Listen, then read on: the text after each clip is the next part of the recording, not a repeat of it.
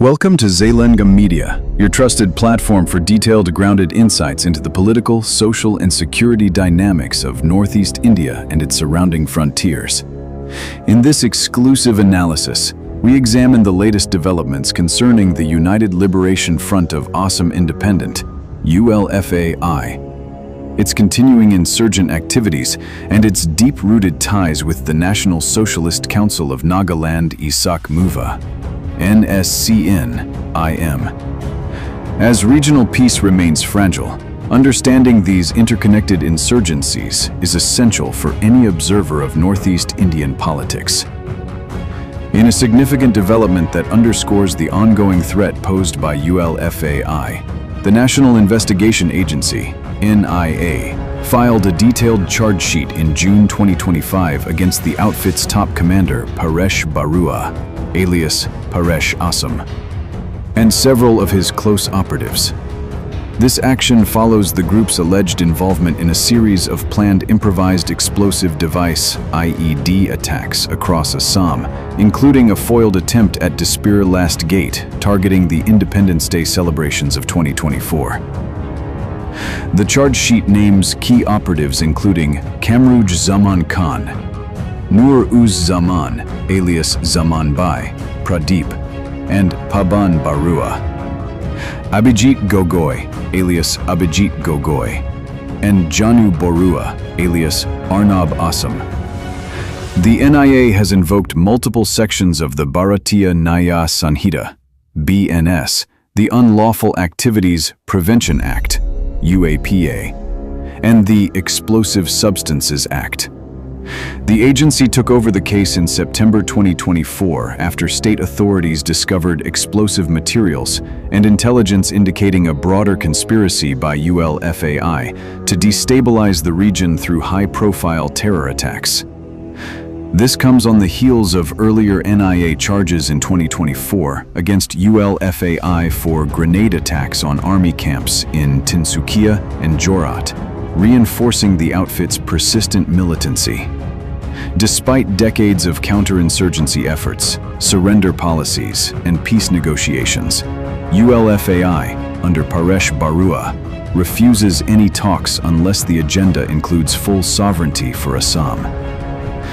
The Unlawful Activities Prevention Tribunal reaffirmed ULFA-I's banned status for another 5 years in March 2025, citing that the group continues to engage in anti-national, secessionist activities and maintains at least 250 armed cadres stationed in 4 fortified camps in Myanmar. These insurgents are reported to possess over 200 sophisticated firearms, including AK series and M16 rifles, with regular drills and advanced training.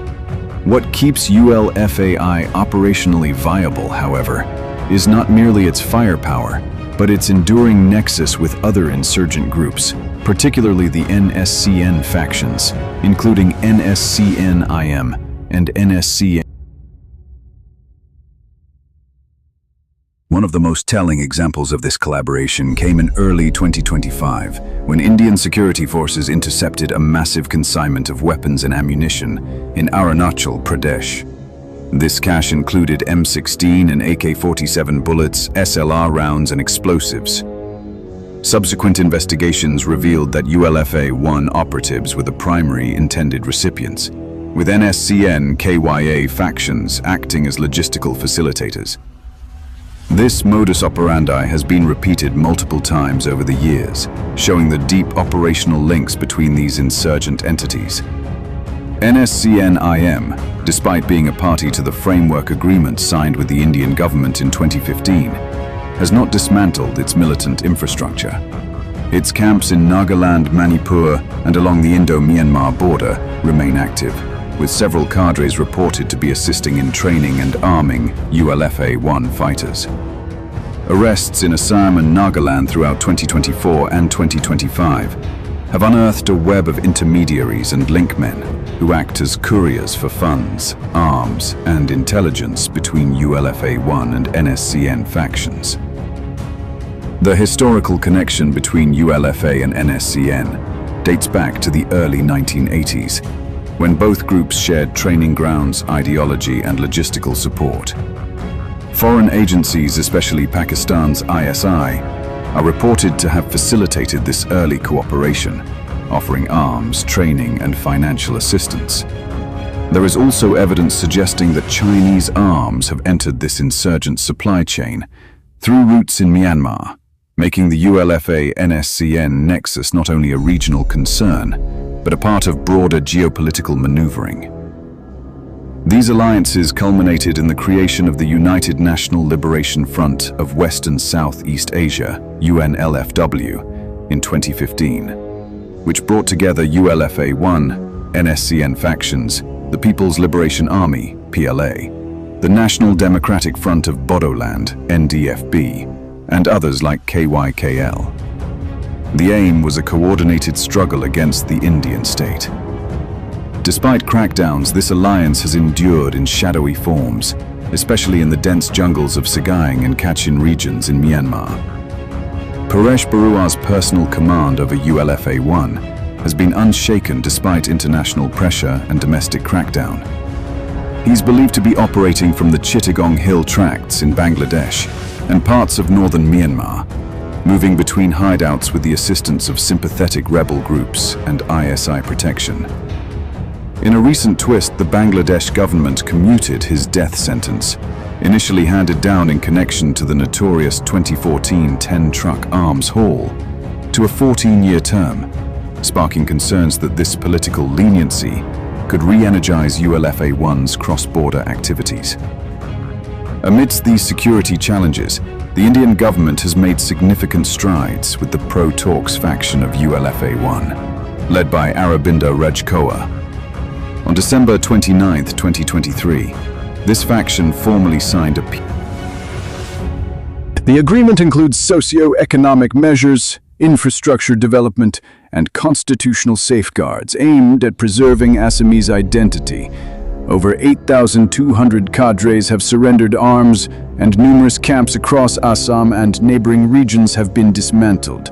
Yet Paresh Baruah has denounced this accord, reiterating that nothing short of Assam's complete independence is acceptable. His continued defiance and rejection of the Indian constitution mark a stark contrast to the reconciliatory posture adopted by his former comrades. The ideological split between ULFA-I and the pro-Talks group is now wider than ever, and the former's increasing alignment with NSCN-IM and other radical outfits only intensifies the risk. NSCN-IM's own position remains ambiguous. While it continues negotiations with the Indian government under the Framework Agreement, it maintains control over areas in Nagaland and parts of Manipur and Arunachal Pradesh through its own administrative apparatus. Extortion, illegal taxation, and armed patrols by NSCN-IM units continue to be reported, raising serious concerns about parallel governance structures undermining Indian sovereignty. The situation calls for a nuanced and multi-pronged strategy. Military responses alone will not dismantle an insurgency network that thrives on ethnic grievances, cross-border sanctuaries, and ideological rigidity. The Indian government must invest further in regional diplomacy, especially with Myanmar and Bangladesh, to deny insurgents safe zones and logistical routes. At the same time, development, education, and employment programs in Assam and other northeastern states must be accelerated to prevent youth radicalization. In conclusion, ULFA-I under Paresh Baruah continues to pose a formidable challenge to regional peace and security in northeast India. The recent IED conspiracy and the NIA charge sheet highlight the group's willingness to escalate violence, even as most of its former cadres have laid down arms. Its alliances with NSCN-IM and other outfits ensure a steady flow of arms, funds, and recruits. A combination of robust security operations, sincere peace dialogues, and strategic diplomacy is needed to truly neutralize this threat. This report is brought to you by ZalengamMedia. For more grounded and factual narratives on Northeast Indian affairs, indigenous rights, historical resistance, and regional geopolitics, subscribe to ZalengamMedia and become part of a community committed to truth and justice. Disclaimer: this article is based on official reports, tribunal judgments, intelligence sources, and media coverage up to June 2025. The views expressed herein aim to inform and educate, and should not be construed as supporting or opposing any individual or group. Sources: Times of India.